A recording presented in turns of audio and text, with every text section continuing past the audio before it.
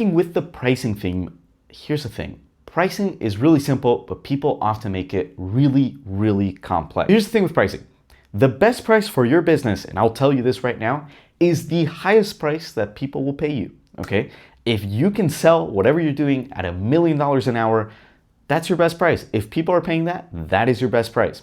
So here's the thing. There is a balance of where to price. We want to figure out, and going kind of back to the previous example, usually the best price is going to be the one that allows you to have the most profit with the least client. There is a point where you have, hey, I have this amount of people that we service and this amount of profits with them. There is a point where it maximizes it, where the margins per customer and the amount of customers you have bring you the most net profits at the end of the month.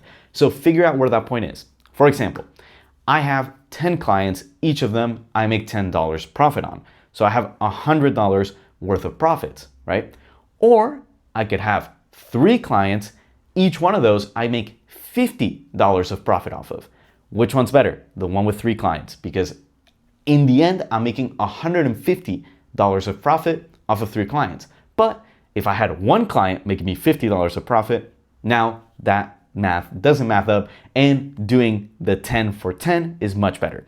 So figure out, hey, where is that point? Where's that point where, hey, 3 clients at $50 of profit makes me $150 instead of 10 at 10, which makes me $100. So find that for your business. That is your best price, where you get the most amount of profits in the end, not how many clients you came in or how much you profit off of any one client in particular.